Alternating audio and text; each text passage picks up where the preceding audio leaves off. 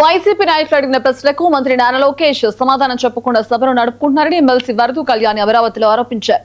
రాజధానిలో భూములను డెవలప్ చేయడానికి ప్రభుత్వ రంగ సంస్థ ఏపీఐసిసి ఉండగా ప్రైవేట్ వ్యక్తులతో డెవలప్ చేస్తూ అవినీతికి పాల్పడుతున్నారని ఎద్దేవా చేశారు.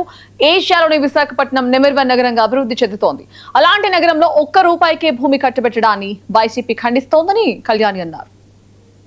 అది కౌన్సిల్లో అడిగిన ప్రశ్నకు ఐటీ శాఖ మంత్రి గారైన లోకేష్ గారు సమాధానం చెప్పకుండా బుల్డోజ్ చేస్తూ సభను పక్కతో పట్టించడానికి ప్రయత్నించారు.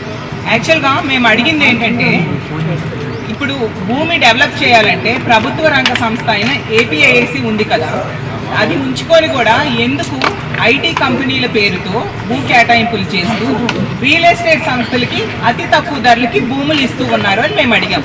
అసలు వీటికి సరైన సమాధానం చెప్పకపోవడానికి కారణం ఏంటంటే, ఈ భూ కేటాయింపుల వెనక పెద్ద స్కామ్ ఉంది.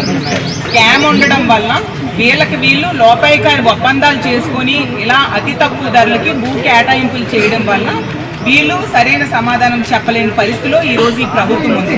తీసుకుంటే రహేజా డెవలపర్స్కి 99 పైసలకే 27 ఎకరాల భూములు కట్టబెట్టేశారంట. ఎంత దారుణం! అలాగే అడ్రస్ లేని వర్షా కంపెనీకి డెడ్ చీప్గా 3,000 కోట్ల విలువైన భూమిని కట్టబెట్టాలని వీళ్ళు ప్రయత్నించారు. దానికి కూడా వాళ్ళు ఏమని చెప్తూ ఉన్నారంటే, పచ్చి అబద్ధం, అసలు మేము కట్టబెట్టలేదు అని చెప్తున్నారు.